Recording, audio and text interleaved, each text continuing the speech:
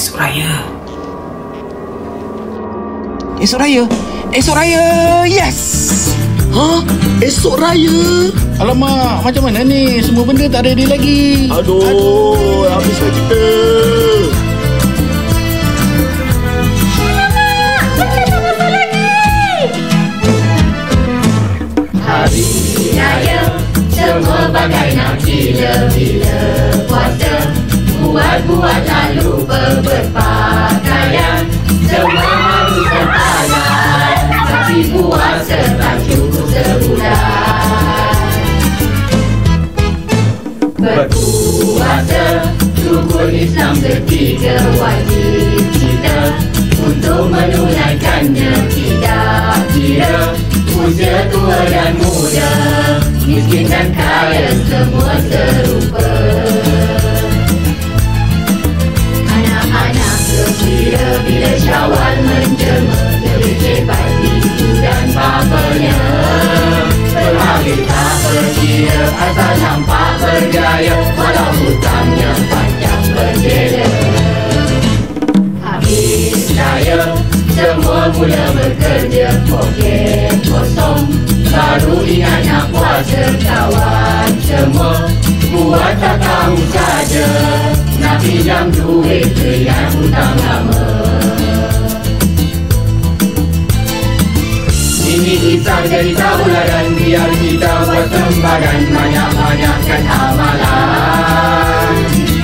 Duit habis dalam simpanan, cakap banyak di tangan, tak baik kesian.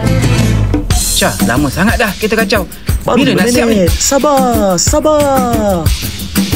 Aku memang tak sabar dah, Dik. Nak main bunga pin, gejun, liap. Tapi hujan. Alah, nanti berhenti lah tu.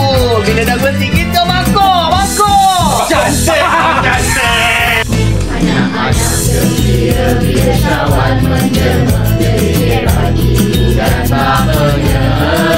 Berhabis tak berkira, asal nampak berjaya, walau hutangnya panjang berbeza. Habis raya, semua mula bekerja, poket kosong. Baru ingat nak puasa kawan semua, buat tak tahu saja, nak pinjam duit yang tak lama. Kita harus kuatkan iman, hidup ini banyak dugaan, memang tidak dinafikan. Dari itu kita elakkan, bila goda memang tak tahan, jangan ikut serangan jalan.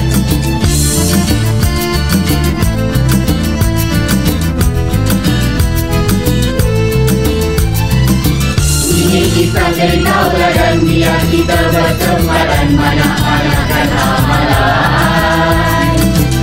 Duit habis dalam simpanan, Jangan banyak lagi hutang. tak baik kesian. Akademi Pilihan Raya mengucapkan Selamat Hari Raya Aidilfitri. Maaf lahir dan batin. Banyak dugaan memang tidak dinafikan. Dari itu kita elakkan, bila goda memang tak tahan, jangan ikut perangai syaitan. Bos tu yang tadi tu. Scene 2, take 3. action. Nampak?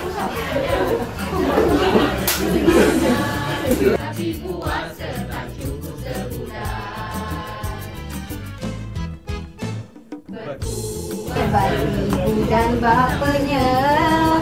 Israel!